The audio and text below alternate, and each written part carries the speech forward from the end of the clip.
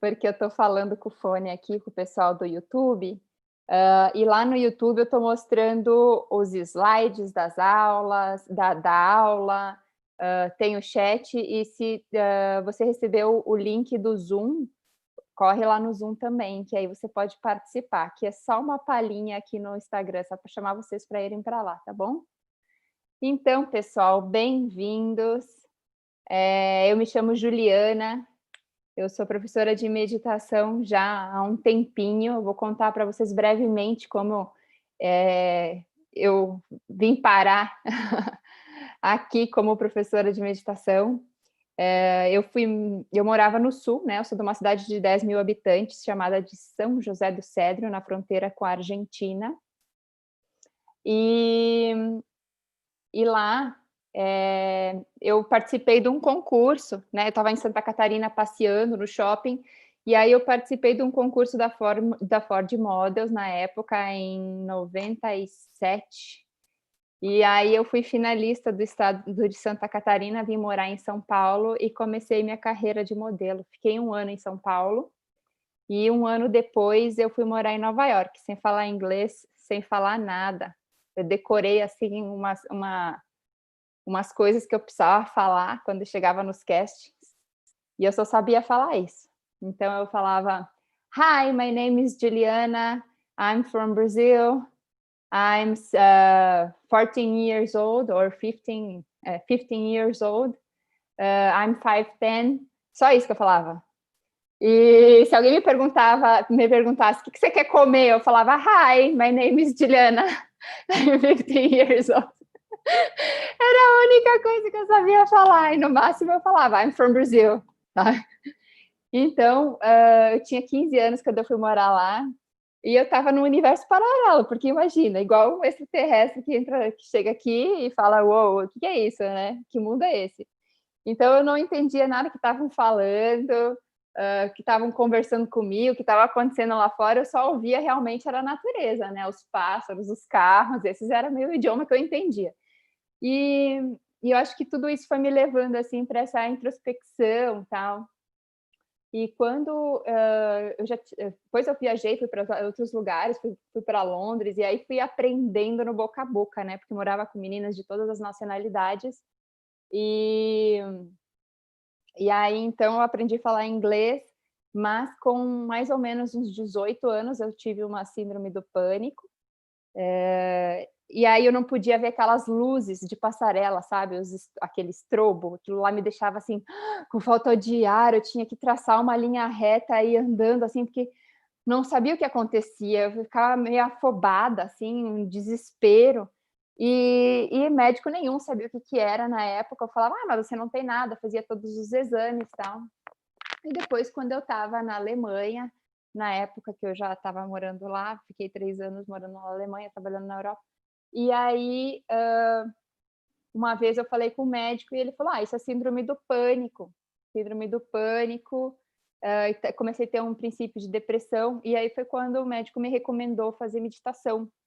E eu sempre gostei, assim, de ioga, essas coisas, mas eu não queria algo que eu ficasse presa, porque como eu viajava muito, eu não queria ter que seguir uma religião, ter que ir num templo, sabe, eu não queria virar budista, apesar de eu apreciar, achar muito bonita a religião, mas eu era católica, eu não queria mais uma religião, né. E aí foi quando eu me deparei com a meditação transcendental e eu me apaixonei. Então eu fiz essa palestra que vocês vão fazer agora, 4 vezes. Eu fiz 4 vezes, porque eu chegava em casa, eu queria falar para o meu pai: "Pai, é assim?". E aí eu não sabia falar, porque era tudo muito filosófico na época, né. E aí meu pai falava: "Ah, a Juliana está fazendo mais um curso", eu achava que era mais um curso que eu estava fazendo. E E aí, quando eu fiz o curso, eu falei assim: "Uou, agora acho que eu me encontrei". E comecei a meditar e não perdia por nada a meditação. Percebi que as coisas começaram a acontecer com muito mais leveza na minha vida, com muito mais facilidade. Onde eu ia depois, a agência me mandava, eu ia sorrindo, ia para a China, não reclamava, chegava lá, fazia um monte de amizade. Então eu percebi que, hã, que o que tinha mudado era dentro de mim, era a minha experiência em relação ao mundo lá fora, né? Tudo não é que o mundo tinha mudado, mas a maneira de encarar as coisas. E aí depois eu resolvi fazer o curso de professora, não para virar professora, mas para poder levar a meditação para os meus pais, que eles, naquela cidadezinha, nunca iam ter acesso à meditação transcendental e muito menos viriam a São Paulo para fazer um curso. Meu pai, São Paulo para ele é aquilo que vê na televisão, sabe? Crime, violência, tal. Então ele é muito assim, morre de medo de vir para São Paulo. Então eu fui para lá, ensinei a meditar e aí concluí meu maior objetivo. E aí depois eu resolvi então levar a meditação para outras pessoas. Fiquei trabalhando em projetos de educação por 2 anos e meio, era o meu trabalho de conclusão de curso. E era para ficar 2 meses só numa escola pública ensinando meditação. Só que o negócio deu tão certo que eu passei a ficar trabalhando só de voluntária. Então, meus trabalhos de modelo me financiavam trabalhar de graça nas escolas públicas. E aí eu fui assistente de direção do David Lynch, da Fundação David Lynch aqui no Brasil, por 2 anos. E quando depois eu saí e resolvi abrir a minha escola. Então, eu abri o Instituto em 2008, já tem um chãozinho aí. E aí, depois, não me limitei só nisso, né? Então, fui fazendo vários outros cursos, tal. Então, hoje em dia, eu dou aula de meditação transcendental, mas vocês vão ver que tem uma pitada, assim, do monte de conhecimento de outras técnicas. Então, tem, sim, a técnica da meditação, né? Que é essa ferramenta de sentar, fechar os olhos e meditar. Mas depois começam a acontecer, assim, tantas mudanças gostosas, que eu percebo que tem uma linha, assim, tem um paralelo a várias outras terapias. Então, eu consegui, assim, unir várias coisas gostosas de várias técnicas e a ferramenta da transcendental para ter essa interiorização, então, mais prática, né? Que eu acho que ela é bem objetiva e bem prática. Então, essa primeira aula de hoje, ela é para conhecer a meditação transcendental, para vocês terem uma ideia de qual é a atuação da técnica no cérebro, como funciona, os benefícios, o mecanismo de introspecção da meditação, como é. Então, a gente vai falar desde estresse, a benefícios, a mecânica, e aí eu convido vocês para fazerem suas perguntas, sempre que surgirem, seus comentários, complementar sempre que quiserem, é só falar, tá bom? Então, eu vou começar aqui, vou dividir minha tela com vocês, para vocês verem do que eu estou falando. Espera aí, que não está aqui.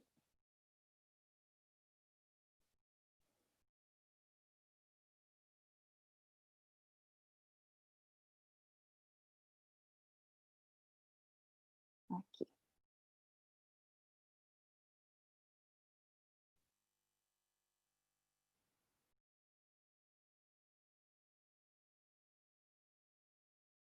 Tudo bem. Então, vocês já me conhecem, já estamos íntimos. Então, a gente vai entender o que é o estresse, né? Quem aí tem estresse? Todo mundo tem estresse, né? Todo ser humano. E é engraçado que eu faço essa pergunta na escola, né? Eu pergunto no colégio, quando eu vou dar aula. As crianças de, sei lá, 10 anos de idade, na 5ª série. Quem sabe o que é estresse? Todo mundo levanta a mão. Né? Todo mundo sabe o que é estresse. Ou seja, estresse por uma prova, que tá tenso, ou, sei lá, nessa escola que eu ensinava, era uma escola de risco, então tinha muito problema de criminalidade, violência, drogas, né? Então, era um pouco mais alto o nível, assim, do estresse. Então, eu via que tinha criança que não ia para a hora do recreio, não descia, porque estava ali meio que jurado de morte, pobrezinhos. E depois de meditar, eles se acalmavam tanto, e era muito engraçado que na primeira semana, segunda semana, eles não iam para o recreio, ficavam tudo assim, na fila da secretaria, com medo de descer para o recreio. Na segunda semana de meditação, já não tinha mais ninguém na fila da secretaria ali, os jurados de morte, pobrezinho. Já estavam tudo já interagindo, brincando entre eles, então ajudava muito, assim, diminuía muito a violência já desde o começo, né? Não é algo que você precisa meditar muito. Então, a gente vai entender o porquê que muda o nosso comportamento. Então, vamos lá. Então, a meditação transcendental, ela é uma técnica simples, fácil de ser praticada, né? 20 minutos diariamente é o recomendado, de manhã e à noite, então são 40. Por que 20 minutos? Porque nos 10 primeiros minutos a gente já atinge o descanso profundo, o REM, o estado do sono profundo, né? Do movimento dos olhos, e esses 20 minutos vão equivaler ao descanso de 8 horas na nossa fisiologia. Então, 20 minutos vão ser o necessário para a gente ter 12 horas de paz, tranquilidade, equilíbrio emocional, mais foco, criatividade, né? Porque a gente ativa os 2 hemisférios do cérebro, né? Aumenta essa comunicação, hemisfério direito e esquerdo, e isso se mantém por várias horas do dia, então aproximadamente 12 horas, e aí depois você faz a segunda meditação. Então, a meditação da tarde, ela vem para liberar todo o cansaço do dia, as preocupações, ansiedades, medos, tudo que você acumulou das suas experiências lá fora, e também porque vai equilibrar toda a bioquímica que você precisa para a noite. Então, estimula melatonina, dopamina, prolactina, várias inas que vão te trazer bem-estar para você descansar depois. Então, seria como escovar o dente. Você não escova os dentes 2 vezes por dia? Então, meditar também. A gente acorda, medita, chegou em casa do trabalho ou parou o expediente, porque agora ninguém mais chega em casa do trabalho, né? Temporariamente. Mas você fechou o computador, pronto, agora é hora de curtir minha família. Aí você senta e medita mais 20 minutinhos. 20 minutos, parece uma eternidade, né? 20 minutos. Mas, na meditação transcendental, esses 20 minutos, eles passam bem depressa, porque é relaxamento profundo, não é concentração, não é foco, não é contemplação. Então, como é descanso passa depressa, né? Se você fala assim, eu vou tirar um cochilo depois do almoço, aí você bota lá o alarme, né? Luxo fazer isso, né? Mas se você fizer um teste no final de semana, aí você vai ver que esses 20 minutos, eles vão passar muito depressa, porque é descanso. E na meditação também, não tem controle, não tem concentração, não tem nenhum tipo de tentar, não tem nenhum tipo de esforço, então passa bem depressa. E aí a gente vai ver agora o que é o estresse. Chegou alguma pergunta aqui, eu acho. Vamos ver. Alguém mandou alguma perguntinha? Travou? Tá travado, gente? Vocês estão vendo?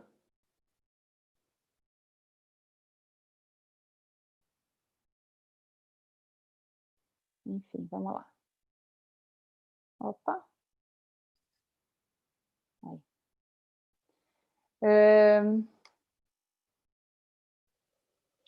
Então, o nosso cérebro, ele foi desenvolvendo ao longo dos anos, né? Começou, ele vai, igual uma casa, né? Como se fosse, construísse uma casa, depois se fosse, vai fazendo os puxadinhos, assim, vai adaptando. Então, o nosso cérebro, ele foi desenvolvendo ao longo dos anos, e o córtex pré-frontal, que é essa região aqui, é a área mais sofisticada, digamos que é a cobertura da casa lá, né? A última parte que você terminou de construir lá no puxadinho. E o córtex pré-frontal, ele demora para estar totalmente formado. Então, depois que a gente nasce, o cérebro vai se desenvolvendo, e lá pelos 18 anos é quando ele atinge a maturidade dele. E para que serve o córtex pré-frontal, será? Então, é todas as ações sofisticadas, digamos, a memória, a criatividade, tomada de decisões, planejamento, tudo isso, quem é responsável é o córtex pré-frontal. E no córtex pré-frontal, a gente diz que ele é o CEO, ele que toma as decisões, então todo o cérebro manda essas informações para ele, e ele que determina o que vai fazer. Quando a gente está passando por uma situação de estresse, qualquer que seja, digamos que você tá aqui trabalhando, de repente chegou uma mensagem do chefe te apressando que você tem que entregar alguma coisa hoje, para daqui a pouco ele precisa. E você já está com a tela cheia de janela aberta, fazendo 1000 coisas. Então, você está ali sob pressão, trabalhando. Então, nessa hora, o nosso cérebro, ele reage a esse estresse como se fosse lá antigamente fugindo de um leão, né, de um urso, sei lá, né, que você precisasse lutar, atacar ou se defender e fugir, né? Então, na hora do estresse, o que acontece? O pré-frontal, ele inibe essas conexões para que você possa salvar a sua vida. Então, aí dispara todo esse mecanismo do estresse e quem vai trabalhar vai ser o sistema límbico, que é essa região mais primitiva do cérebro. Então, no sistema límbico, nós temos as amígdalas, que tem o tamanho de uma amêndoa, assim, mais ou menos, uma em cada hemisfério do cérebro, e elas processam as principais emoções, pânico, medo, raiva, né? E elas vão disparar essas emoções. Então, opa, meu Deus, preciso entregar o negócio, né? Ou você está lá no carro e você vê um atropelamento, um assalto na sua frente, e você já entra em pânico. Então, toda vez que você passar por um momento de estresse, de pânico, pré-frontal inibe, ativa o sistema límbico, dispara as amígdalas, e as amígdalas enviam essa informação igual sinos de bombeiro, avisando os bombeiros que eles têm que sair correndo e apagar o incêndio. Então, ativa o sistema nervoso simpático, né? Nosso sistema nervoso autônomo é dividido em simpático e parasimpático. Então, na hora do estresse, ativa o simpático, que fala, galera, sai correndo para apagar o incêndio.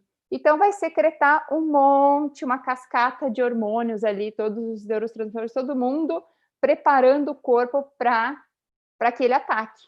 Então, dispara o cortisol, a adrenalina, a noradrenalina nas suprarrenais, aumenta os batimentos cardíacos, o coração começa a bombear mais rápido, né, o sangue, para que ele chegue mais rápido nos músculos, diminui o fluxo sanguíneo nas vísceras, todo o seu corpo fica à flor da pele, pupilas dilatam, couro cabeludo enriça para você parecer maior que o predador, os pelos do corpo também ficam arrepiados, você começa a suar para equilibrar essa temperatura interna. Então, você está ali, pronto para atacar, para lutar, menos para resolver um cálculo, para dar um discurso, se você estiver em público, para resolver uma prova, se você estiver num concurso. Então, toda vez que a gente estiver passando por um momento de pânico, a gente está pronta para lutar, menos para resolver questões, né, raciocinar. E graças a esse sistema, a gente pode salvar a nossa vida, né? Então, não tem nada de errado com o estresse. O excesso dele, o excesso desses hormônios que vão ser nocivos para o nosso corpo a longo prazo, né? A médio e longo prazo. Então, imagina, eu acordo, ligo a televisão num canal ruim, né? Vendo notícia lá, aquelas notícias, tem uns canais que só passam notícia ruim, né? Aí você fica lá ouvindo aquilo lá. E aí você encontra com a vizinha, e a vizinha te fala de doença, e você começa. Aí liga a fulana e também desabafa os problemas. Então, assim, você passou um dia inteiro liberando uma carga no seu corpo de estresse, pobrezinho do seu corpo. Porque, naturalmente, ele tem um mecanismo que libera esse estresse e meia hora depois, mais ou menos, ele já está relaxado, né? Você passou a ameaça, meia hora depois, ativou já lá o sistema parasimpático, você está relaxado. Está mais cansado, né? Porque você gastou tanta energia naquele estresse, então você está mais cansado. Agora, imagina o dia inteiro você liberando esse estresse no corpo. O cortisol, que é o hormônio que prepara o corpo para o estresse, ele, em excesso, desencadeia uma série de doenças no nosso corpo, desde obesidade, síndrome do pânico, depressão, né? Então, não é o cortisol o vilão, mas o excesso dele, mais uma vez, né? Que vai desregular todo o sistema endócrino e tal. Então, como nós vamos sentir que a gente está afetado pelo estresse? Então, primeiro, pensamento rígido, né? Comportamento impulsivo. Você é o seu estresse praticamente. Vem o estresse, você já reage, né? E você está naquela nuvem do estresse que você não consegue nem perceber, você é o seu sentimento. Tomada de decisão sem reflexão, a falta de memória, né, começa a esquecer, porque o pré-frontal vai apagando, vai desligando, chega um momento que ele desliga, né, ele atrofia, é um músculo. Distração, começa a ficar distraído, falta da concentração, porque é o frontal, né, é ali a área da concentração. Abuso de drogas e álcool, e pensamento e comportamento antiético, que é aqueles pensamentos ruminativos que você não consegue sair, que normalmente estão relacionados a futuro e passado, que tem uma carga emocional no corpo, que drena a sua energia. Então, a mente ela fica ali naquele pensamento ruminativo, que você não consegue sair daquilo. Então, 90% dos seus pensamentos são blá, blá, blá. A mínima quantidade ali de pensamentos que você tem durante o dia são úteis. O resto você está lá matutando o problema, envolvido nas emoções. Então, isso drena muita energia do nosso corpo, né, da nossa saúde. E aí vai refletir no corpo como fadiga, pressão alta, porque o cortisol inflama as artérias, né? Então, o sangue não consegue chegar no coração, o coração precisa bombear com mais força, pode levar a doenças cardiovasculares. No cérebro, AVC, né? Distúrbio alimentar e de sono e enfraquecimento do sistema imunológico, né? Porque quando sobe o cortisol, diminui as defesas do sistema imunológico. Então, por isso que hoje em dia tem tanta gente que dentro de casa, sem ter contato com pessoa doente nenhuma, fica doente. Porque está na frequência da energia da doença. Então, tá lá o dia inteiro pensando em problema, ó vida, ó céus, ó azar, igual o hard, né? E aquela energia que não ajuda em nada, na verdade, uma frequência baixa. E aí a gente acaba desenvolvendo doenças mentais, né, que vai para o corpo, enfim. Emoções, baixa autoestima e autoconfiança, preocupações, ansiedade e medo, sentimentos superficiais e discórdia, e a instabilidade nos relacionamentos, porque a gente não sabe nem o que a gente quer, nem como a gente funciona, nem quem a gente é, como é que a gente vai conseguir se relacionar com outras pessoas, né? A gente vai ver lá o que tem aqui dentro. Então, se eu estou deprimido, né? Lá fora o dia tá cinza, tá feio também. Se eu estou triste, eu vejo tristeza em tudo, né? Então, é a gente que determina a vida que a gente tem lá fora, a partir do nosso funcionamento cerebral. E esse estudo aqui vai ficar bem fácil da gente perceber, né? Esse aqui são scanners de cérebros que foram danificados pelo uso contínuo de drogas ou uma pessoa violenta. Então, é na fase da infância que a gente recebe os estímulos que vão desenvolver o nosso potencial cerebral. Se a gente não tem estímulo e ainda usa drogas, fica difícil, né? Fica bem difícil tomar decisões coerentes, resolver problemas. Então, esses buracos aqui não são falta de massa, mas é falta de fluxo sanguíneo. E nesse estudo feito em San Quentin, que é um presídio de segurança máxima, eles trataram os presidiários que já iam terminar a sua pena, depois de 4 meses estariam soltos, com meditação transcendental. Então, eles trataram de manhã e à noite, todos os dias, por 4 meses, e o que eles perceberam é que a meditação reestrutura o cérebro a partir da neuroplasticidade. Então, a partir da 8ª semana, você já muda toda a sua estrutura cerebral. Então, é um músculo. Conforme você vai exercitando, ele vai se desenvolvendo e precisa de 8 semanas, 20 minutos diários de meditação para você formar novas conexões e mudar todo o seu mundo lá fora, né? Então, aumentou o cortisol, tá deprimido, mas se aumentou a serotonina, dopamina, melatonina, poxa, é um outro universo colorido lá fora, né? Então, a nossa saúde, a nossa vida, a nossa experiência lá fora depende tudo de como a gente está processando lá dentro. Aqui nós temos um cérebro já, então, com o pré-frontal ativo, né? E os benefícios, que são que é a reversão, né, daqueles que a gente viu no começo. Então, maior alerta e clareza, uma atenção mais focada e centrada, mais criatividade, tomada de decisões baseada em uma visão de longo alcance, melhoria da memória, não abuso de substâncias ou vícios e pensamento e comportamento ético. Ético, no caso, seriam pensamentos com propósito, né? Não aqueles pensamentos de blá, blá, blá, aquelas ruminações internas, né? Então, um pensamento com um propósito mais positivo. E isso vai refletir na maneira de como a gente está se sentindo. Então, mais energia e vitalidade, sistema cardiovascular em forma, porque diminui o cortisol em menos 30% e normaliza a pressão arterial até 6 meses de prática regular com acompanhamento médico, né? Importante nisso. É possível já diminuir a dosagem do remédio para hipertensos. Fisiologia equilibrada e melhor funcionamento do sistema imunológico.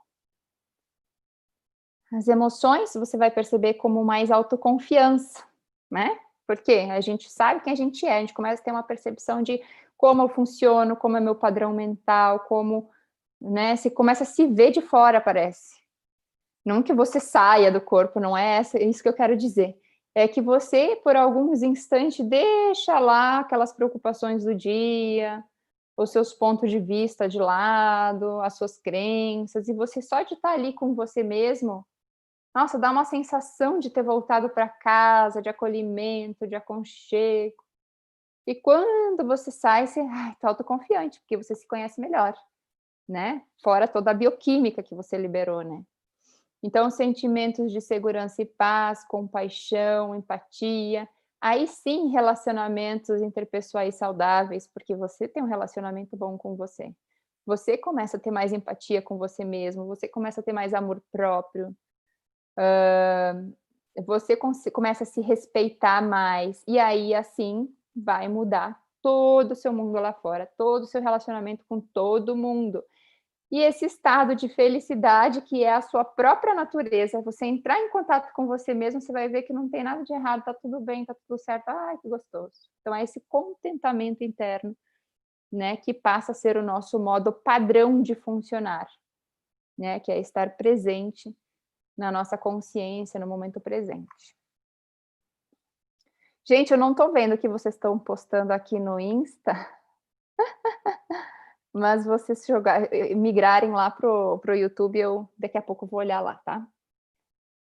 Ou quem tem o link do Zoom, corre lá pro Zoom. Repouso fisiológico, indicadores fisiológicos do repouso profundo, né? Porque tem muita gente que acha que meditar é igual dormir, e não é igual dormir. Dormir é dormir, meditar é meditar. E o repouso do estado meditativo, ele é mais profundo, por isso que não precisa de muito, 20 minutos tá bom, né? Então, tem vezes que a pessoa, não, eu preciso de 8 horas para dormir. Aí ela dorme 5, acorda e fica mal-humorada. Então, a ideia é, não dormiu bem, de manhã tem a meditação, e daí na meditação vai parecer que você dormiu uma noite inteira de sono profundo. E aí sim você vai sentir melhor. Então, como que a gente sabe, né? Então, se uma pessoa tivesse lá numa sala separada, com os eletrodos ligados lá no cérebro e tal, no couro cabeludo, eles conseguem saber se a pessoa está dormindo, sonhando, acordada, por causa da mudança, né? Cerebral lá, do comportamento, das ondas cerebrais. E aqui também tem os seus padrões. Então, a respiração que ela cai 8% durante o sono, na meditação, o consumo de oxigênio cai para menos 16. Então, as células que estavam lá agitadas ficam bem paradinhas, diminui drasticamente a atividade basal. Por isso que artista adora meditar, atriz, ator, que quando eles têm cena de morte, o que eles fazem? Eles meditam. Quase não respira, quase não se mexe. Alpinista, mergulhador, né? Pessoas que trabalham em alta altitude ou muito baixa, né? Muita profundidade, muito profundo. Então, também consome menos oxigênio, tem um desempenho maior, né? A condutância basal da pele, também diminui meditando, que é uma eletricidade liberada na pele, então com o polígrafo é medido isso, e na meditação diminui a atividade no polígrafo, quando a pessoa está tensa, aumenta, né? E o lactato do plasma, que está relacionado ao ácido lático no corpo, que são as dores. Então, a meditação ajuda muito a diminuir essa acidez nos músculos e as dores no corpo. Então, quem tem dores crônicas ajuda muito a lidar com a dor, né? Ela vai lá ter uma percepção da dor e ela aprende a conviver com aquilo, porque durante a meditação tem alguns momentos que até diminui drasticamente, depois pode ser que volte, né, no caso da fibromialgia, mas ela aprende a conviver melhor com a dor. Redução do cortisol plasmático em 30%. Já pensou? 30%? Não tem remédio nenhum que diminua o cortisol em 30%. No máximo, o médico vai falar assim para você: ah, Juliana, olha, seria bom você fazer uns exercícios físicos, uma alimentação mais equilibrada, quem sabe praticar um yoga, alguma coisa, um tai chi, alguma coisa que relaxe. Então, assim, é um conjunto de hábitos, né, que vão ajudar você a reduzir o seu cortisol. O excesso do cortisol a gente já viu que desregula todo o sistema endócrino, né, quando é demais, e aí pode desencadear uma série de doenças. Segundo a OMS, hoje são 80% das doenças são de causa psicossomática, geradas a partir do nosso estresse mental, né? Então, se a gente conseguir ter ele em equilíbrio ali, estressa, volta. Por que a gente não volta tão rápido? Porque a gente fica processando ainda, né? Então, digamos que vamos levar isso lá para a selva. Tem os búfalos lá tomando água, tal, de repente chega um crocodilo e nhaque, abocanha um deles. E os búfalos saem correndo, vão lá, se organizam, tal. Passou um tempo, eles vêm, estão lá tomando água de novo no rio. Nem aí, né? Agora imagina a gente tá lá no Pantanal pescando, de repente vem um crocodilo, né? Não sei se tem crocodilo lá, vem um jacaré e abocanha, né? Leva um colega. Imagina o estresse. Você passa o resto da vida pensando naquela cena. Cada vez que você entra em contato com a natureza, que alguém te fala alguma coisa de natureza ou de crocodilo, volta todo aquele estresse. E você fica lá, ó, processando 1 mês, 2 meses, 3 meses, e aquele estresse vai sendo liberado no corpo, né? Então, a gente lembra do estresse e a gente desencadeia, porque o nosso cérebro ele não sabe o que é real, o que é ilusório. Para ele, se é ameaça.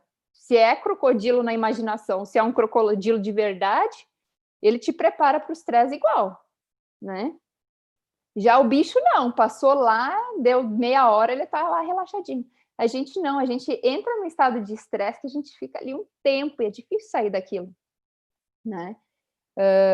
Vira um trauma, né? Então, a meditação ela ajuda a gente a fazer esse retorno, né, para o parasimpático ali, para descomprimir.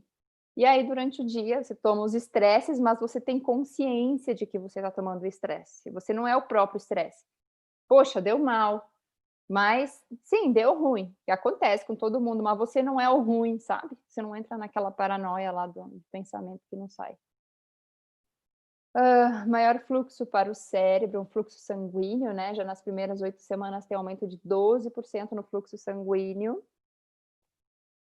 E a coerência no eletroencefalograma também aumenta. Então, essa é uma das diferenças para outras técnicas, porque a meditação ela não ativa áreas localizadas no cérebro, responsáveis pela visualização, concentração, audição.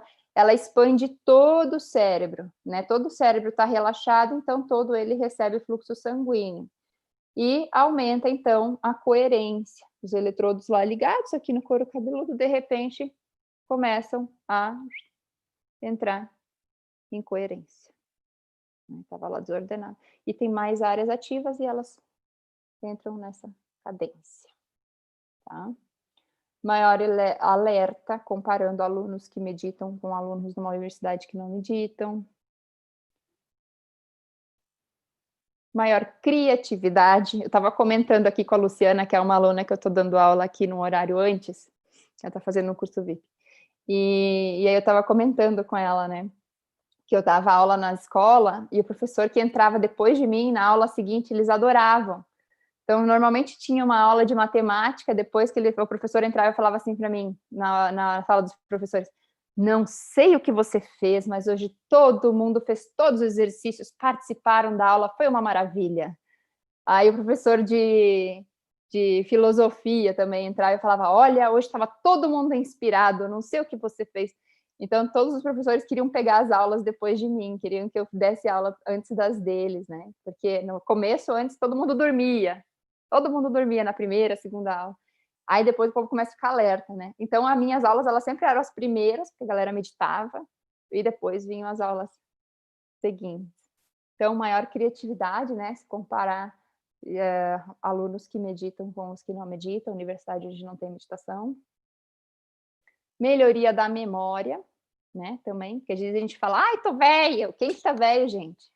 Me desculpe, as suas células, elas têm 3 em 3 meses, elas se regeneram. Quem que tá velho, né? A sua cabeça que tá mandando essa informação pro seu corpo que ele tá velho, né? Mas se tiver uma célula com problema, já dá todo um câncer, toda uma doença, né? Então, o nosso corpo tá perfeito, não tem problema nenhum. Por isso, esqueçam a idade que vocês têm. Faça igual a mim. Eu nunca sei minha identidade, meu RG. Quando eu tenho que preencher, eu tenho que perguntar ao meu marido, quantos anos você tem? Que daí eu diminuo 2, eu sei que é a minha idade. E porque senão a gente fica lá vibrando naquela energia, sabe? Da idade. Tipo, ai, tem 25 anos. Aí todo mundo já faz um raio-x de você. Ah, aquela tem 25 anos. Ah, aquele tem 40. Já faz um raio-x, já faz um pré-julgamento da pessoa pela idade que ela tem. Né? Então, esquece a idade para você também não fazer esse pré-julgamento de você mesmo, para você se manter mais saudável também. Uma vez eu vi uma frase do Maharishi, né, que foi o fundador, que trouxe a meditação para o Ocidente aqui e tal, e ele falou, escolha uma idade que você goste e você fique com ela e pronto. Né? Então, você não fica vibrando na energia tô com 40, mas não fica vibrando na do 40 se você não quiser. Escolhe lá 30, uma idade que você gostou, que você achou bonita. Você vai ver que você rejuvenesce rapidinho.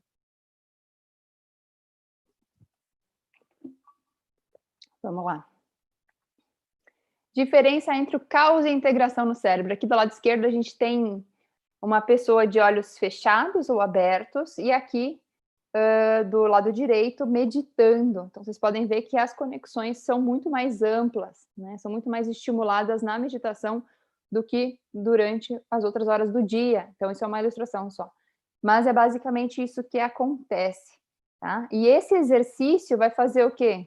Que isso se mantenha ao longo do dia, por mais que você perca depois, você está exercitando para que essas regiões fiquem ativas para mais horas depois da meditação.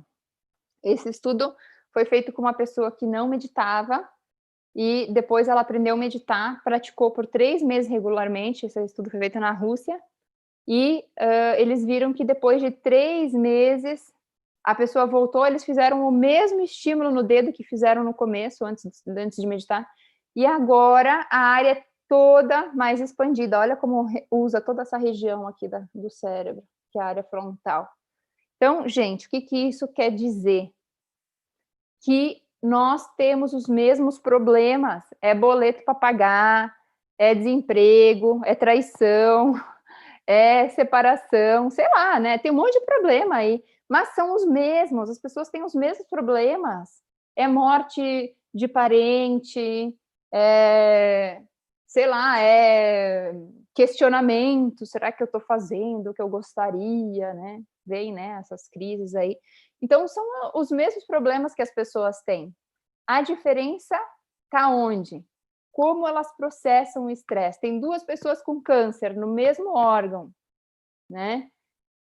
E as 2 tratam diferente. Uma é otimista, a outra se entrega à doença. Uma vai lá, já venceu 3 câncer. A outra, na primeira, já se entregou, já pegou, já foi para vários outros lugares. Então, tá tudo na nossa mente, né? Morre a mãe na família, os filhos ficam tudo meio perdido. Um filho usa drogas, o outro se dá bem na vida, vai lá e fica milionário.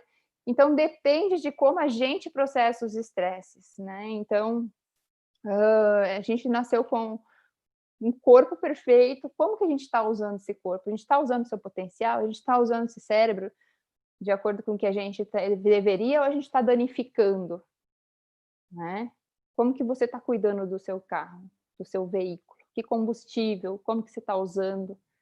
Né? Porque veio com todos os equipamentos ali, veio com todos os aparatos. E aí a gente passa a meditar e passa a expandir o funcionamento do cérebro. Então, as nossas reações lá do lado de fora, nossas atitudes vão ser diferentes, porque a nossa percepção muda, a nossa maneira de ver as coisas muda. É muito mais abrangente, você tem mais regiões no cérebro trabalhando para responder àqueles estímulos do estresse lá. Então, diminui o colesterol, toda a síndrome metabólica, reduz o colesterol, hipertensão, diabetes, né? Então, nos Estados Unidos, eles até ensinam meditação lá no sistema de saúde público, principalmente os índios afro-americanos que sofrem de diabetes, eles estão tratando com meditação. Diabetes e colesterol, aliás, né? A síndrome metabólica. Redução da pressão arterial, já com, isso aqui é um comparativo de 6 meses, entre 6 e 6 meses, dieta, exercício físico, o grupo controle, que praticava outras técnicas, e meditação transcendental. Esse outro levou 5 anos, foi feito pela Blue Cross Blue Shield, que é uma seguradora americana, né, que eles fizeram um acompanhamento para ver quem usava menos o plano de saúde que estava meditando, né? Então, eles viram que as pessoas usavam 60% menos do plano para tratamentos médicos e 80% menos do seguro para cirurgias, diminuía as cirurgias. E aí fizeram um comparativo de dados para ver aonde que as pessoas estavam se beneficiando mais. E aí eles viram que foi acima de 40 anos, porque acima de 40 anos é quando as pessoas têm mais incidências médicas e o seguro fica mais alto, né? Então, ficaram menos doentes, deram menos prejuízo para o plano. Esse estudo é o que eu mais gosto. Oi, Maui, você tá aí?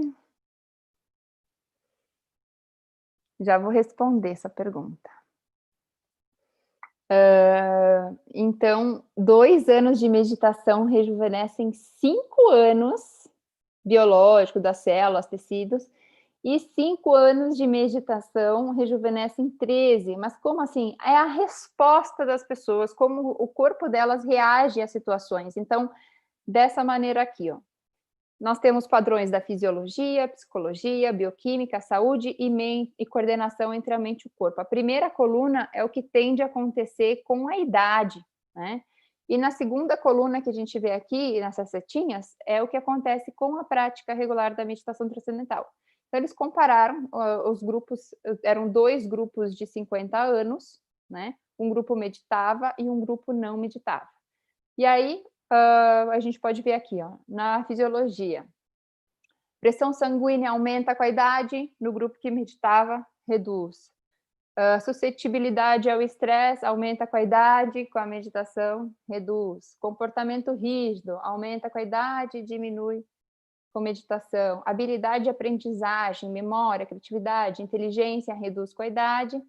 Nos meditantes, melhora. Doenças cardiovasculares, hipertensão, asma, insônia, depressão, que costuma aumentar com a idade, nos meditantes, reduz. Né? Então, viram que as pessoas de 50 anos, que meditavam, elas reagiam igual pessoas de 25 anos aos estímulos. Né? Então, cérebro é tudo, gente. Vamos ver quem está aqui. Fábio, Marli, Leila. Nunca fiz meditação como eu consigo fazer sozinha. Olha, para você criar um hábito, eu acho que é legal fazer um curso, começo, meio e fim.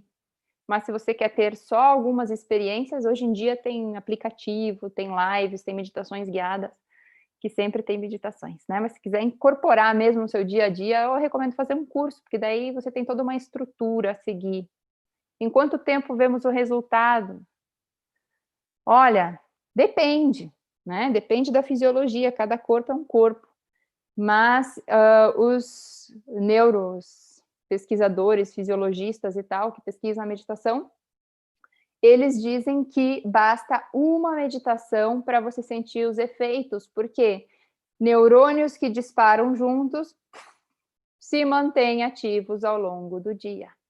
E aí você vai sentir com mais disposição, mais tranquilidade, menos ansiedade. Agora, para doenças, né, já pré-existentes e tudo mais, melhorar, ajudar no tratamento. É um processo, né, gente? É um mix de como você vai levar a vida. Não adianta você meditar e, sei lá, né? É igual ir na missa. E adianta ir lá rezar na missa e sair lá e ser mal-humorado com o porteiro, brigar com todo mundo. Então é um estilo, né? Acaba sendo estilo de vida, né? Você tem que fazer todos os dias a meditação e se manter nesse estado, né? De mais paz, mais tranquilidade. Não quando deu... cuidar quando eu falo umas palavras. Quando deu azar, você vai lá e reza pro santo. Não dá, né? Então, é uma coisa contínua. E cérebro é exercício, é músculo, né? Então, você tem que ir praticando todos os dias para que você consiga criar a neuroplasticidade e mantê-la depois, né? Quanto mais você exercita, mais forte seu cérebro vai ficar, né? Parou de meditar, o que vai acontecer? Perde tudo, gente. Perde tudo. É igual ginástica, é ingrato o negócio. Ficou uma semana sem fazer exercício, fica tudo flácido. Na meditação também, você perde as conexões que você criou. Vamos ver. É isso aí. Pode meditar deitada? Pode, mas a transcendental não. Transcendental, a única coisa que a gente pede é que a meditação seja feita sentada para o fluxo sanguíneo no cérebro ser mais completo. Porque se você deitar, o que vai acontecer? Você vai distribuir o fluxo sanguíneo para todo o corpo. E na transcendental a gente quer acumular o máximo possível de fluxo sanguíneo no cérebro. Então, o principal objetivo da transcendental é irrigar o córtex pré-frontal, porque irrigando o frontal ele vai distribuir para o restante, né? Então, deitado, tem outras técnicas para você fazer deitado. Tem o body scan que dá para você fazer, tem meditação guiada, né? Mas a transcendental é sempre sentada. Vamos lá para o próximo. Redução da ansiedade. A transcendental aqui ficou na meta-análise, né? Comparativo de 146 estudos em primeiro lugar, né? E em segundo lugar ficou o placebo da meditação transcendental. Pessoas achavam que estavam meditando transcendental. E outros tipos de relaxamento, outros tipos de meditação, relaxamento muscular progressivo, biofeedback, meditações com mantras. A concentração foi a única que não teve um resultado positivo para a ansiedade. Nós estamos falando de ansiedade aqui. Porque a pessoa que é ansiosa, você fala para ela, concentra na ponta do nariz. Pronto, virou um estresse concentrar na ponta do nariz. Né? Então, para quem é ansioso, realmente, concentração não funciona. E é o que eu mais encontro por aí, sabe? As pessoas falam assim para mim, é difícil meditar. Eu falo, mas por que é difícil meditar? Porque é difícil concentrar. Então, assim, tipo, a pessoa ansiosa está fazendo uma técnica de concentração, ela não vai relaxar nunca com concentração. Ela vai ficar mais ansiosa ainda. Então, precisa de uma técnica que não envolva concentração, né? Redução do cigarro, álcool e drogas. Pessoas que só meditam, que é o azul, comparado com tratamentos e programas de prevenção, que é o verde. Diminuição da depressão, comparado com psicoterapia. Hoje, nos Estados Unidos, eles tratam os veteranos que voltam da guerra com meditação transcendental, porque é mais rápido o retorno, né? 3 meses de prática já diminui a depressão. Diminuição da insônia também, comparado com psicoterapia.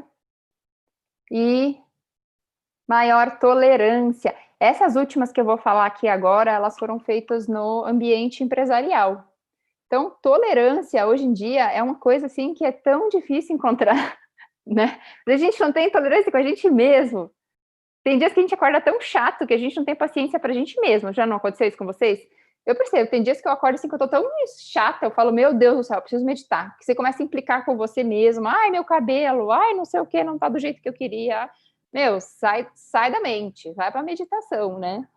E imagina isso lá no trabalho.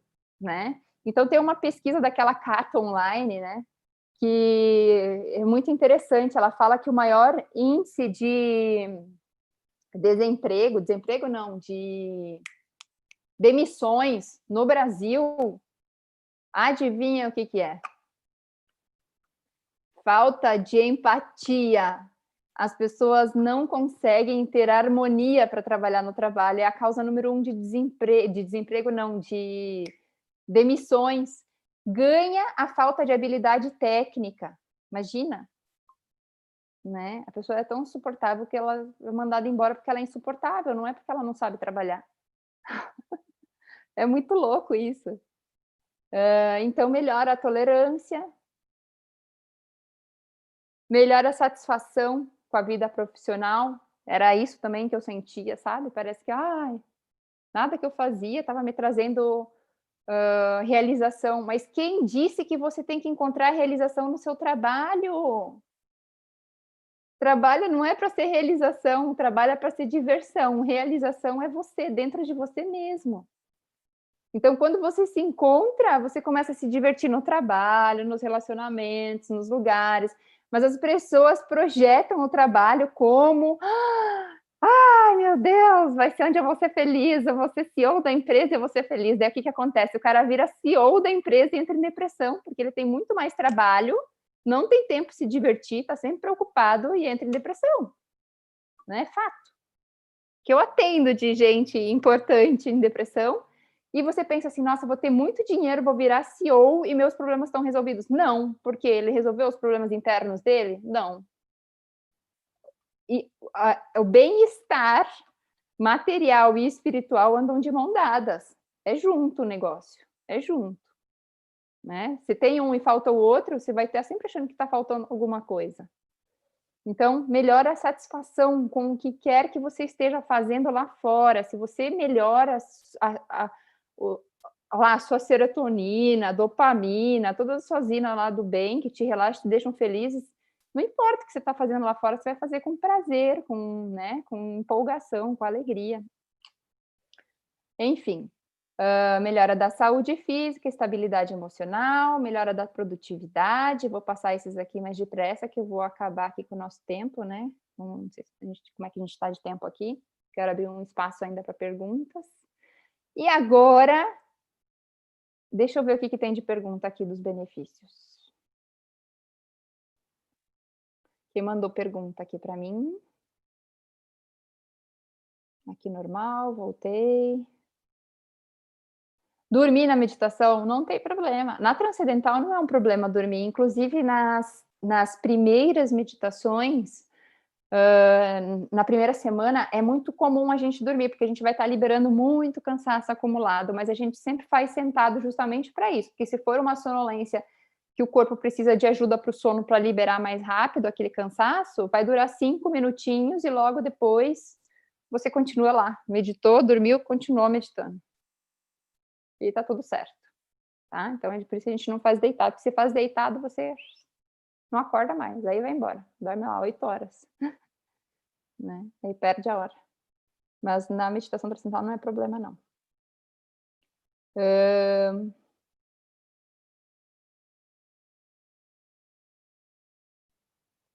Não tenho sono, REM há anos. Você acha que antes de dormir seria legal alguma prática diferente?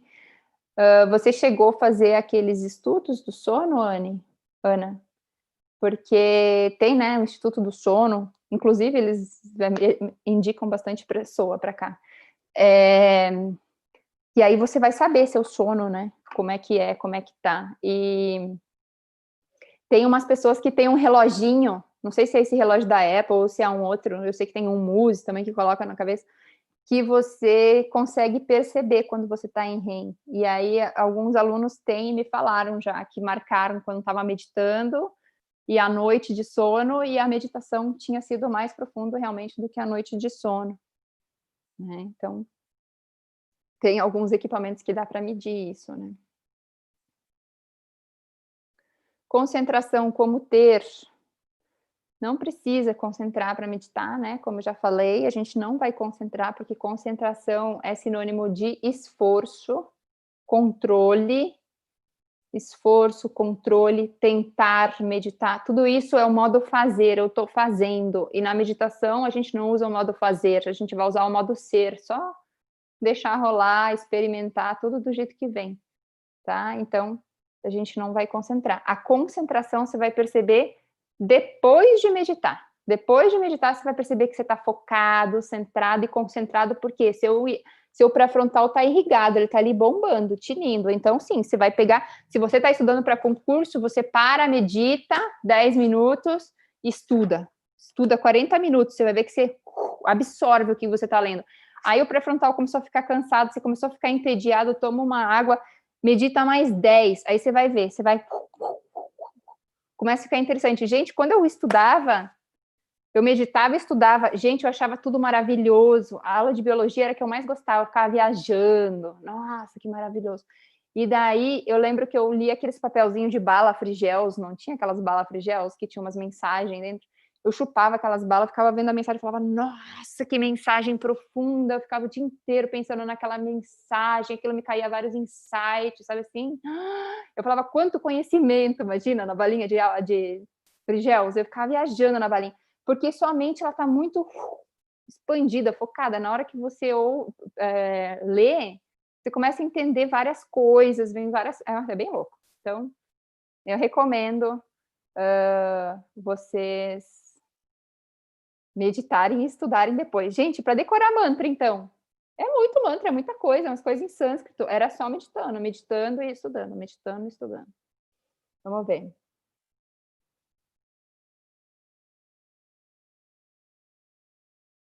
Ah, sim, Ana, naquela posição do astronauta, né? Você está falando meditação, isso, as meditações de mindfulness podem ser sim naquela posição, né? Deitado com a perna assim em cima do banquinho, né? E ó, pensar durante a meditação é normal. Agora a gente vai passar para essa parte da aula que é bem interessante. Vocês do Instagram, daqui a pouco vão cair. Ó, tem só mais um minutinho. Corre lá pro YouTube para ver o restante da aula, tá, gente? E aí a gente vai falar agora sobre os pensamentos e como que acontece esse introspecção aí, esse processo da meditação. Como que é? É fácil, é simples, não concentra, não controla, não tem esforço, pode ser feito a qualquer horário, em qualquer lugar, tá? Mas como que isso funciona? Então agora a gente vai ver essa parte do funcionamento, tá bom? Então vamos lá, vou voltar aqui e compartilhar com vocês. Depois eu vou abrir para pergunta lá do YouTube.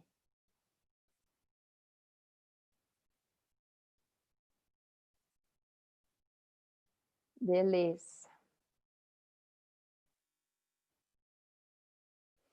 Então, aqui temos um gráfico, sim, um gráfico da física e um gráfico da consciência. Aqui era a abordagem sobre a transcendência dos mestres, já há mais de 5.000 anos, falando da nossa consciência, da consciência individual, que quando você experimenta, ela expande e você chega na consciência universal. Seria o que? O inconsciente de Jung, né? Qualquer nome que você queira dar para isso.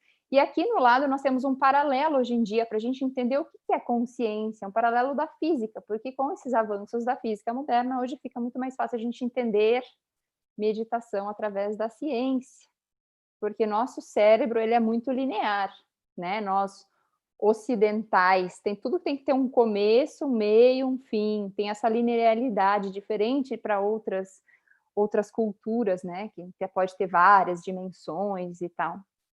Então, aqui, então, a gente tem os avanços da física do lado esquerdo. Então, antigamente, o universo era todo estruturado de átomos, né? Os físicos achavam que tudo dependia de átomos.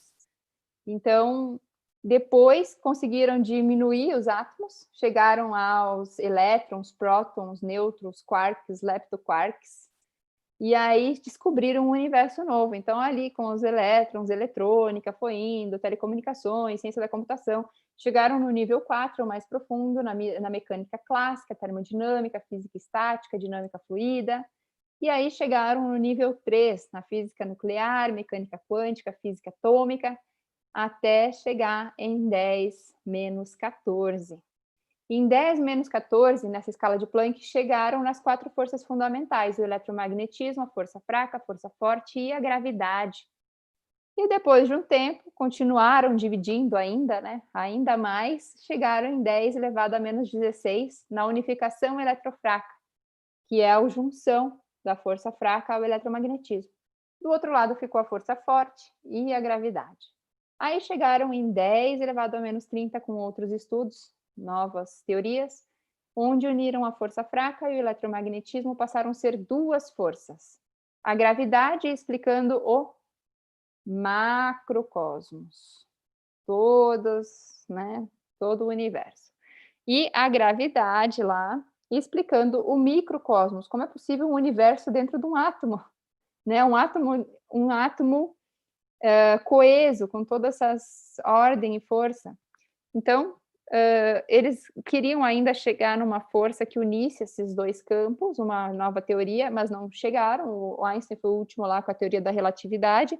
Dizem que ele passou seus últimos anos procurando ali uma teoria, né, para unir tudo a todos, mas foram os físicos modernos que saíram da caixa, né, e foram além da teoria clássica, e chegaram a 10 elevado a menos 33 nessa escala de Planck, onde eles dizem que todo o universo é formado de microcordas, como se fossem aquelas borrachinhas amarelinhas, e conforme essas microcordas se movimentam, elas vibram, e essa vibração forma forças, ou melhor, formam sons, e esses sons, quando eles encontram-se um com os outros, formam as forças, e aí sim os átomos, as moléculas, a matéria e toda a diversidade que a gente vê. Então, se a gente pegar qualquer coisa e chegar no átomo, e no átomo chegar em 10 elevado a menos 33, a gente chega num campo que está subjacente a tudo e todos. Esse é o estado do campo unificado, segundo a física. Então, antigamente era chamado de vácuo, passou para campo unificado, porque não está vazio, né? A gente não está vendo mais, porque a gente vê só 3 dimensões. Mas as ondas do rádio, do telefone estão aqui, eletromagnéticas, a corrente elétrica, a gente não vê, né? Até chegar na lâmpada. Então, tá tudo aqui disponível, assim como os nossos pensamentos, a gente não vê o balãozinho, mas tá tudo ali, né? Nossa consciência, tudo. Então, para os sábios indianos, eles já diziam isso há muito tempo, que conforme a gente transcende o estado agitado da mente, a gente encontra um estado de mínima excitação, maior energia dentro do nosso corpo, e esse estado ele é subjacente a tudo e todos, e é a consciência pura. É onde a gente está livre de intelecto, personalidade, o ego, e a gente é pura consciência, né? Então, a meditação, ela entra onde? Ela é o exercício, ou melhor, ela é o mecanismo de levar a minha mente do grosseiro até o sutil, de trazer a minha mente lá de fora para dentro, para todo esse universo interior, né? Então, fica mais fácil a gente entender a nossa mente do mesmo nível, de jeito que a física fala que é o universo. Então, assim como tem as suas camadas, né, a natureza, a nossa mente também tem as suas camadas. A mente, no estado que a gente está agora, de vigília, em sânscrito, é chamada de Vaikiri, é o pensamento conceitual. Então, nesse nível da mente, o pensamento está assim, ó, blá, blá, blá, blá, blá, blá, blá, blá, blá, toda essa conversa interna. A gente tem um monte de pensamento simultaneamente, né? E aí, a gente tentar meditar nesse nível do pensamento ali não vai dar certo. Vai ser uma luta, uma batalha. É igual você querer domesticar um bicho selvagem, não vai dar certo. Porque o pensamento ele não surge ali da superfície, ele vem lá das profundezas. Enquanto o pensamento chegou na sua mente, já pensou. Não tem como voltar atrás. Mas tem como você ir para a fonte dos pensamentos. E ali tem um padrão. Como você está criando, no que você está botando energia, ou botando sua atenção para aquele pensamento chegar lá em cima. Então, o que a gente vai fazer? Trazer a nossa atenção para dentro, experimentando os nossos pensamentos. Experimentando o pensamento, a gente vai chegar lá na fonte. E lá na fonte, a gente experimenta essa ordem, essa coerência, né? Esse estado de silêncio e ordem todo no meu corpo, que restaura todo o meu corpo. Então, como que eu vou fazer para experimentar o pensamento chegar até a fonte? Eu preciso de um pensamento sem significado, porque o significado ele vai manter minha atenção no objeto. Digamos que o meu pensamento vai ser xícara. A xícara tem o som e tem o objeto xícara. Mesmo que eu não tenha um objeto aqui, se eu pensar em xícara, eu vou começar a pensar em várias xícaras. E aí eu vou ficar fazendo o quê? Pensando no objeto, na superfície, no nível que os pensamentos estão ali mais agitados. Então, eu preciso de uma palavra que não tenha um significado, só o aspecto som. Digamos que vocês não falassem português, né? Eu falo xícara, tenho só o som do xícara, não tenho o objeto. Então, eu preciso de uma palavra que tenha só o som, só um barulho. Esse barulho eu consigo transcender, eu consigo deixar ele para trás, fazer ele se dissolver. O significado não, por mais que eu fale baixinho, xícara, xícara, xícara, xícara, xícara, xícara, eu estou sempre pensando em xícara. Então, eu preciso de um som, o som que não me remete a nenhum objeto. Então, por isso, eu uso um mantra. Mantra, mente alavanca. É uma alavanca para a minha mente. E esses sons, eles são sons dessa tradição de mestres, né, que eles já usavam. E por que a gente usa esses sons? Porque tem estudos científicos, porque tem uma tradição de mais de 5.000 anos, então não é uma palavra que uma pessoa inventou e que a gente não sabe quais são as consequências na nossa psique. A gente está usando técnicas, mantras tradicionais e que foram pesquisados e comprovados, tá? Então é importante a gente ter um som apropriado. Todas as pessoas têm o mesmo resultado com o mantra? Não. Então, o mantra ele funciona igual um trampolim. Tem uma pessoa que precisa de um trampolim mais alto, um mais baixo, um assim, um assado, né? Então, os mantras, eles são escolhidos baseados num formulário que o aluno preenche, uma conversa que o professor tem com o aluno para conhecer um pouquinho mais. E aí eu já sei, esse mantra vai ser bom para a Helena meditar. Então, quando ela começa a repetir, o sistema nervoso dela naturalmente começa a se acalmar e naturalmente esse processo se dá. Então não tem controle e não tem esforço. Tem a vibração do mantra. Quando começa a repetir mentalmente, a vibração do mantra ou desse pensamento relaxa meu sistema nervoso lá, ativa o sistema nervoso parasimpático e faz com que todo o meu corpo comece a se descontrair e esse processo acontece sozinho. Então, por isso, não tem esforço. Porque não tem controle e porque não é a mente.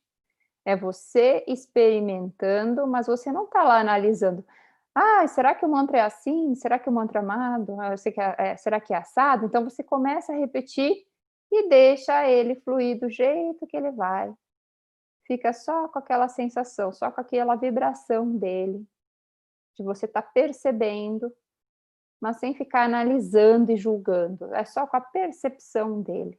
E aos pouquinhos o relaxamento ele vai acontecendo, tá? Vem pensamentos? Vem, porque a mente pensa, então logo vai vir um pensamento. E mesmo com pensamento, você vai ver que você continua relaxando, porque o pensamento vem e o pensamento vai, e o pensamento vem e o pensamento vai. E você segue o baile lá, meditando, tá? Então, é isso, pessoal. O que eu preciso para meditar? Um mantra e a maneira correta para usar o mantra. E isso já é o passo da segunda aula. A segunda aula precisa preencher o formulário, eu entro em contato com cada um, a gente analisa o melhor mantra, né, para aquela situação, e esse mantra vai ser a porta de entrada. Cada vez que eu for meditar, eu vou usar esse mantra, ele não vai mudar. Ao longo do tempo, vai ser sempre o mesmo, tá? Porque ele não é um remédio. As pessoas acham que é um remédio, mas não é um remédio. Ele é uma porta de entrada. Então, uma vez que eu já sei qual que é o meu mantra, eu fecho os olhos, ele vem e vai. O que vai acontecer é que aflora o seu ser interior, a sua essência, o seu ser, essa ordem já é sua. Então, isso começa a ficar mais em evidência, permear e tal, e vir e aflorar todos os seus sentidos, toda a sua percepção, toda essa integração de você com você mesmo. Mas não é o mantra, tá? O mantra, ele é só um veículo para te ajudar a meditar, certo? Vamos ver o que mais que surgiu aqui.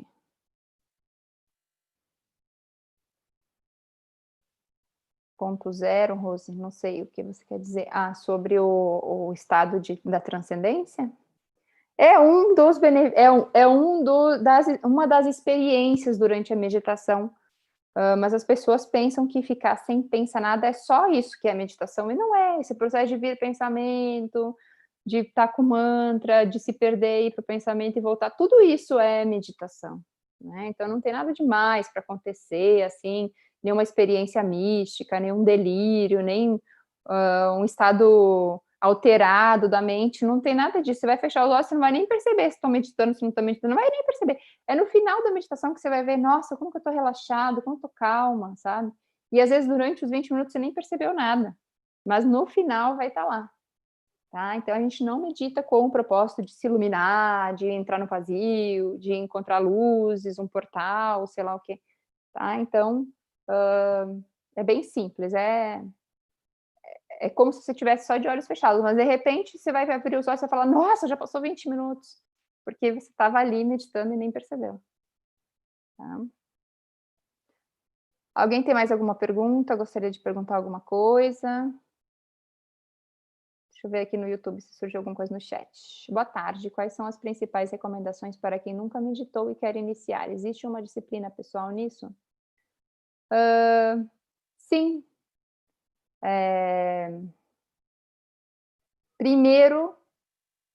O primeiro de tudo é você querer meditar, porque não adianta você fazer o curso e não meditar depois. Não adianta você falar, vou meditar e meditar num dia sim, num dia não. Então é você ter essa intenção de querer levar isso, como escovar o dente, como tomar banho, de querer fazer a mudança realmente na sua vida, né? Então é importante isso. Escolher meditar quando está no momento, não por moda ou porque vai acompanhar o fulano que está fazendo o curso. É quando você se sente preparada, sabe, para levar isso. E aí eu recomendo fazer sempre um curso, porque você vai entender o que está acontecendo com você, vai ter um passo a passo, né? Tem todo um estudo por trás para criar uma condição mental. Cada aula é muito bem pensada, bem estruturada, tem um protocolo por trás. Não é uma meditação aleatória. Mas se você não tem condições de fazer um curso, você pode começar com um aplicativo, né? Os aplicativos normalmente são meditação de atenção plena. Tem lives, eu mesmo faço lives diárias, todos os dias no Instagram, lá, hoje é às 6 horas, segunda, quarta e sexta é às 6 da tarde, e terça e quinta é às 10 da manhã. Então, você pode começar com essas lives e você vai perceber que, opa, eu sou um ser, não sou esse corpo. Então, você começa a ter esses entendimentos que vão te levar depois a aprofundar mais na meditação. Então, pode começar assim, pode começar com meditações guiadas e depois você cria disso um hábito, faz disso um hábito, coloca um horário lá no seu dia, né, então. Sou professora, depois que eu aprender, posso fazer com os meus alunos, eles são pequenos, de 6 anos. Olha, o meu curso demorou 1 ano para fazer, para me formar, para poder ensinar. Então, esse curso, ele é só um curso para uso pessoal, assim, não para ensinar, tá? Você vai conseguir fazer com eles uma meditação guiada. E você estando mais calma, eles ficam mais calmos também. A meditação transcendental para criança, ela é a partir dos 4 anos e dos 4 aos 9. Minha filha vai fazer 4 na terça-feira, eu já vou ensinar para ela, se ela quiser, né? Porque, como que é? Casa de ferreiro, espeto de pau, né? Então, eu vou deixar ela me pedir. Falar, filha, agora você já está preparada, você quer aprender. Mas dos 4 aos 9 é uma técnica colorindo, pintando, onde a criança vai falando o mantrinha dentro da boca, de olhos abertos. Acima dos 9 anos, aos 10 anos, a técnica já é a mesma, né? Então já ganha um mantra definitivo, é provisório dos 4 aos 9, depois já ganha um definitivo. E aí é de olhos fechados, como dos adultos, só é por 10 minutos, é mais curto o tempo, né? Mas, então precisa da formação para ensinar, realmente, tá? Mas você pode fazer meditações guiadas, eles adoram. Eu acho que eles gostam até mais, sabia? Porque é uma coisa mais lúdica, meditação guiada, você pode inventar lá bolhas de sabão, e daí eles vão colocando na bolha de sabão os pensamentos que vão indo embora, sabe? Então você pode viajar, assim, contar umas historinhas que vão ser legais também para eles na escola. Certo? Mais alguma pergunta, gente? No YouTube também, não?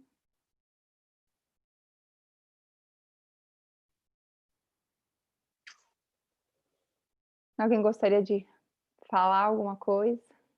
Compartilhar alguma coisa, ou fazer alguma pergunta?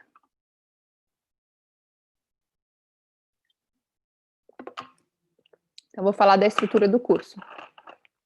O curso ele é composto de 5 aulas. A primeira aula é essa que vocês estão vendo, que eu deixei aberta, né, para vocês verem o que é. A segunda meditação, a segunda aula, já é a aula da instrução pessoal. Então, vocês preenchem o formulário hoje, quem for fazer o curso, entre hoje e amanhã eu já vou ligar para cada um para poder conversar, passar o mantra, né? Então, eu ligo um pouquinho antes da aula para conversar com cada um, e na aula é quando a gente já vai meditar, todo mundo já tem seus mantras e a gente já vai meditar. Então, porque como o mantra ele é secreto, a gente não fala ele em voz alta, então vocês vão falar em voz alta comigo, quando eu ligar para vocês. Quando a gente falar em grupo, já vai ser mental, então ela é usada mentalmente. E aí, então, a aula de amanhã é essa, a introdução à técnica, não é amanhã, é quarta-feira, que amanhã eu preciso de tempo para ligar para vocês. E aí, então, a segunda aula é a instrução pessoal, a terceira aula é a aula que a gente vai falar um pouquinho sobre os benefícios, não, a gente vai falar sobre os pontos práticos e sintomas, né? O que acontece, como que eu faço para marcar o tempo, se alguém me interromper, se eu estiver viajando. Então, são esses pontos práticos, a aula da terça-feira, e os sintomas a gente vai entender melhor no corpo, né? O que está acontecendo com a gente. Na quarta aula, a gente vai falar sobre o fluxo dos pensamentos, o mecanismo da meditação, da limpeza. Então, como vai limpando o processo de limpeza do corpo, a gente vai falar sobre isso, esse detox que acontece aí, esse reequilíbrio do nosso corpo, a gente vai falar na quarta aula. E a quinta aula, ela é sobre a percepção, né? Quando a gente muda realmente do modo fazer para o ser, é quando você está mais consciente em tudo que você está fazendo. Então, seria você começar a perceber o estado meditativo na atividade. Então, a gente vai falar sobre isso, sobre esse estado de atenção, né, no que você está fazendo, esse estado de conexão aí de mais consciência. Então, essa é a última aula, que é a visão da meta, é onde que a gente vai chegar, né, com a prática regular da meditação. Certo? Então, são essas 5 aulas que compõem o curso todo. Depois que vocês fizerem o curso, a manutenção, ela é vitalícia. Então, vocês têm acesso ao Telegram, lá ao grupo,